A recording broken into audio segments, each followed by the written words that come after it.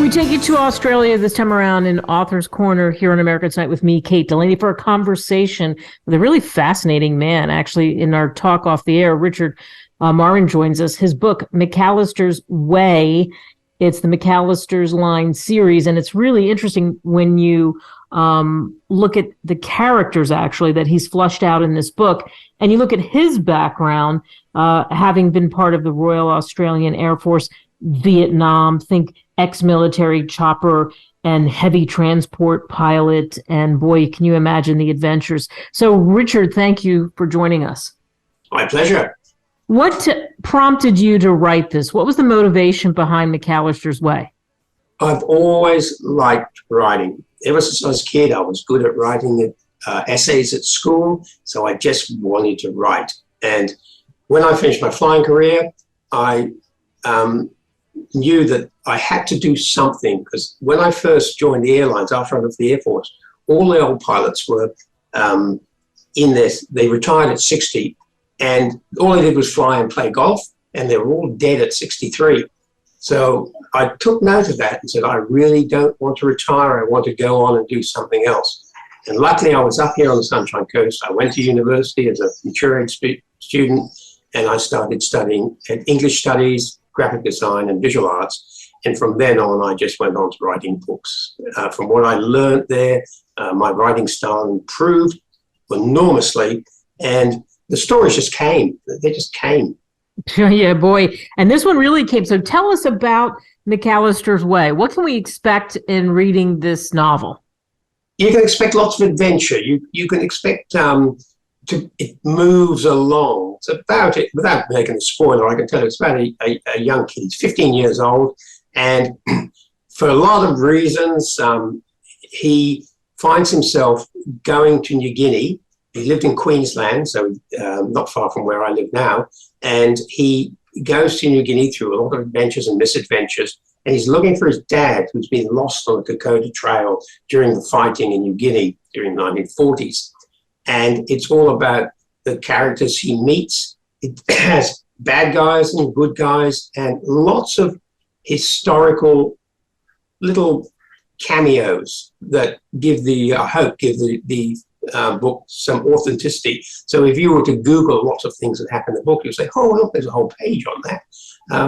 And so the main thing is lots of adventure, a little bit of a romance, and some, I hope, characters you're going to come and love, even the ones that the bad guys you're going to come and love to hate.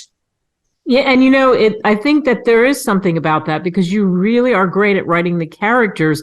And I assume, because like I said in the beginning, this is drawn so much from your own adventures. Did this just kind of pour out of you when you were thinking about things that happened while you were flying? Absolutely, absolutely. There are some scenes in the book where the plane flies through the eye of a hurricane. That's something I've actually done, and I don't recommend it. And there's a scene where they find a big bomb dump left over from World War II.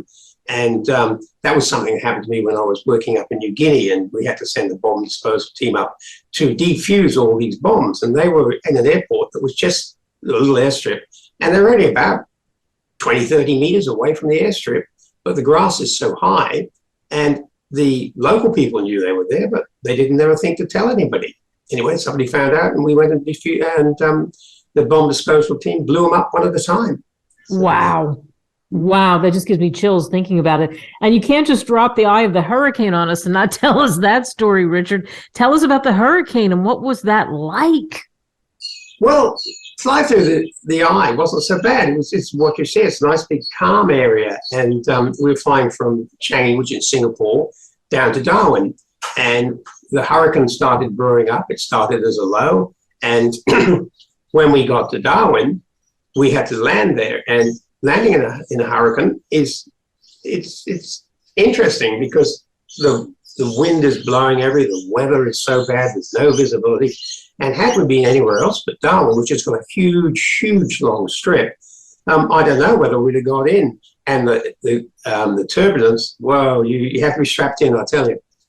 Wow, the turbulence. I'm just thinking, I can't think of anything that would be similar to anything I've experienced. We talk about how awful hurricanes are, and you run from the water, and there you are in that situation. Did you ever think some of the adventures you had when you were learning to be a pilot, did you think it would be like it was? Well, no, it didn't, because I'll tell you how I became a pilot, and it was all by sheer accident. When I was at school, in my last year of school, there was a pal of mine, and he always wanted to be a pilot. And so one day he said he was going down, he had an appointment with the recruiting office, and this was in Perth and in West Australia. And so it was the school holidays, so I said I'd come along and keep him company, and maybe we go to have a movie, see a movie later on. And we got there, and he went in to do the interviews and the aptitude tests, and there was a recruiting sergeant, and he was eyeing me off a bit, and he asked me a lot of questions about my education, and I was doing quite well at school, not spectacularly, but well enough. And so the upshot was that he said, do you want to apply for the Air Force? And I had no idea what I was going to do after school, so I applied, and they took me, and they knocked this other guy back, which seems a bit of a shame, doesn't it? It does, doesn't it? And then now we turn to your writing and some of the stories that you've talked about here. When you went through the stories in your mind, was it tough to decide what to leave out, what to maybe put in a future book? Oh, no, not at all. No. It was very, very easy, because writing historical books, I love writing historical novels because they don't change. They're about things that happened in the past. So if you write a book about the present day and technology overtakes it in the future, it doesn't, say you're writing a science fiction book, and you write it about, say you wrote it 50 years ago and you wrote it about 2000, and the technology overtook it, and you look at it and say, oh, well, it didn't actually work out that way. But with history, it's great because everything is there. And one thing I wasn't very good at school was research, but when I went to uni, I became absolutely fine at it. I loved it. And you go into these historical websites and pages, and the information just pours out. And quite often, all you have to do is take your characters and plonk them into the middle of the events, and your story just gets told for you.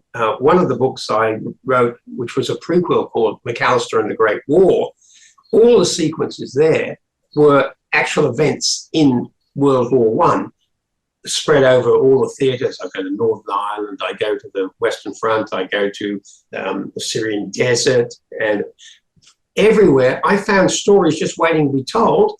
So all I did was put my characters in there, and the story just wrote itself. Yeah, and you talk about these historical novels. You did have to do the research, though. I mean, so you're nailing the specific things and then telling the stories, as you said, that needed to be told. So that had to be fascinating to uncover some of it. Research is essential because there will always be somebody out there that will take you to task if you get it wrong. And being Mr. Smarty Pants myself, I've read a few books and I go, that's not quite right. So what I've done is make sure and try really to ensure that no one's going to catch me out on the details. I like that. And we're speaking with Richard Marman, again, McAlister's Way. That's the name of the book. And he's mentioned that, of course, there's a prequel as well. We're talking about his life and pouring it into the book and what the book's about. What do you hope people walk away with when they read your novels? I want them to walk away and say, gosh, that was a jolly good read. I really enjoyed that. I'm going to tell all my pals about it. And of course, that's it, right? Word of mouth. Mm-hmm. Oh, yes. We're looking at, with Great Wireless Media, of doing some audiobooks later on this year, and we're really hoping that they will find a market, because I believe audiobooks are big business these days, and up till now, my books have only been available as paperbacks or ebooks. I like it, and audiobooks also, too, just like this interview, bring the story to life. In the end, for you, it sounds like it's just been a pleasure to write. It's just been a joy. Is that accurate? I have really loved it. I've really loved bringing the stories out. And you know what the nicest thing is people you don't know who read your stories and said, "Oh, I really enjoyed that. I'm going to read your next one." And I think that's where you get your another great comment I had from somebody that I didn't know was, "You don't write like anybody else." And I thought that was probably the best compliment you could pay an author. Oh, I absolutely agree. And it's a perfect place to end this. Richard Marman, thank you so much for joining us. Thank you very much, Kate. It's been an absolute pleasure talking to you. Georgia, oh my Georgia, oh, song of you, song of you. writersmedia.com. Email us at info@greatwritersmedia.com. Call us at 877-600-5469. Subscribe now.